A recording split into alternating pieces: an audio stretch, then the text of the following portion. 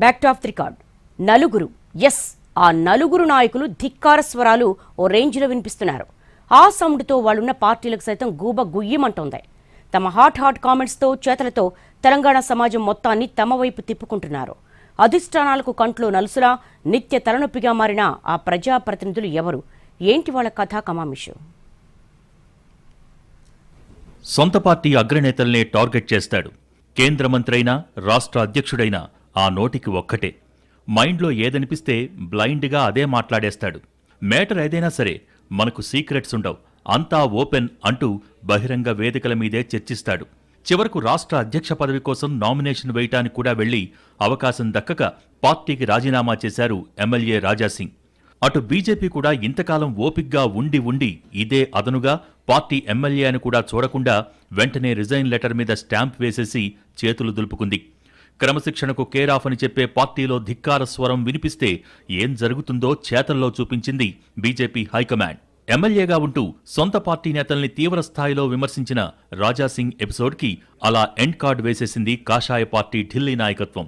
చాలాసార్లు సొంత పార్టీ నేతలపైనే సెటైర్లు వేసిన గోషామహల్ ఎమ్మెల్యే ధిక్కార స్వరాన్ని భరించినంతకాలం భరించి చివరికి వదిలించుకున్నారు బీజేపీ పెద్దలు. బీజేపీ రెబెల్ సంగతి అలా ఉంటే, ఇటు కాంగ్రెస్ పార్టీలో మరో ఎపిసోడ్ నడుస్తోంది. సంచలన వ్యాఖ్యలు చేస్తూ వార్తల్లో నేతగా మిగిలారు మునుగోడు ఎమ్మెల్యే రాజగోపాల్ రెడ్డి. ఏకంగా సీఎం రేవంత్ రెడ్డి వ్యాఖ్యలనే సోషల్ మీడియా వేదికగా తప్పుపట్టారాయన. కాదు, ఒక రకంగా ధిక్కార స్వరం వినిపించారు. 2034 వరకు తానే సీఎం అంటూ రేవంత్ రెడ్డి వ్యాఖ్యానించడం సరికాదని, ఇది కాంగ్రెస్ విధానం కాదని సోషల్ మీడియా వేదికగా తప్పుపట్టారు రాజగోపాల్ రెడ్డి. తనకు మంత్రి పదవి రాలేదన్న అసహనంతో ఇలా సీఎం రేవంత్ రెడ్డిని క్వశ్చన్ చేసి ధిక్కార స్వరాన్ని వినిపించారన్నది కాంగ్రెస్ ఇంటర్నల్ టాక్.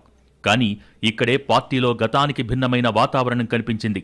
రాజగోపాల్ రెడ్డి స్వరం పెంచినా, ధిక్కార సందేశం పెట్టినా ఏ ఒక్క కాంగ్రెస్ నేత స్పందించలేదు, ఆయన్ని సపోర్టు చేయలేదు. దాని గురించి కూడా చాలా ఆసక్తికరంగా మాట్లాడుకుంటున్నాయి కాంగ్రెస్ శ్రేణులు. ఇక కల్వకుంట్ల కవిత బీఆర్ఎస్లో ఉంటూనే ఏకంగా తన తండ్రి, పార్టీ అధినేత కేసీఆర్కు పార్టీ విధానాలపై లేఖాస్త్రాన్ని సంధించారు. అక్కడితో ఆగకుండా కేసీఆర్ దేవుడే కానీ ఆయన చుట్టూ దెయ్యాలున్నాయని విమర్శించారామె. కాంగ్రెస్ ప్రభుత్వం తీసుకురావాలని డిసైడ్ అయిన బీసీ రిజర్వేషన్ ఆర్డినెన్స్ కరెక్ట్ కాదని, చట్టబద్ధత కల్పించకుండా ఆర్డినెన్స్ అంటే ఆయా కులాలను దగా చేయడమేనని అంటోంది బీఆర్ఎస్ అధినాయకత్వం. కానీ కవిత మాత్రం ఆర్డినెన్స్ను సమర్థించారు. పార్టీలోనే ఉంటూ విధానాలను, పార్టీ స్టాండ్ను తప్పుపడుతూ ధిక్కార స్వరం వినిపిస్తున్నారు కవిత. అయినా సరే ఆమె మీద చర్యలు తీసుకునే సాహసం చేయలేకపోతున్నారు కేసీఆర్. ఇక బీజేపీ ఎంపీ ఈటెల రాజేందర్ కూడా ఇదే బాట ఎంచుకున్నారు. తనకు పార్టీ రాష్ట్ర అధ్యక్ష పదవి రాకుండా లోపలి వాళ్లే చేశారన్నది ఆయన అనుమానం. ఆ విషయంలో తీవ్రమైన ఫ్రస్ట్రేషన్లో ఉన్నారట ఈటెల. ఇటీవల తన ఇంటి దగ్గరకొచ్చిన హుజూరాబాద్ నియోజకవర్గ కార్యకర్తలతో మాట్లాడుతూ సొంత పార్టీ నేతలపైనే పరోక్షంగా ఘాటు విమర్శలు చేశారు మల్కాజ్గిరి ఎంపీ.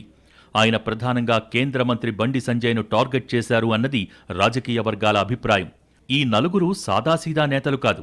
రాజాసింగ్, రాజగోపాల్ రెడ్డి ఎమ్మెల్యేలుగా కొనసాగుతున్నారు. కవిత మాజీ ఎంపీ, సిట్టింగ్ ఎమ్మెల్సీ.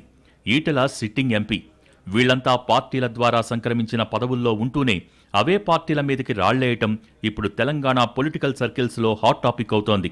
వీళ్లని ఆయా పార్టీలు ఎలా డీల్ చేస్తాయి అన్నది కూడా ఆసక్తికరంగా మారింది.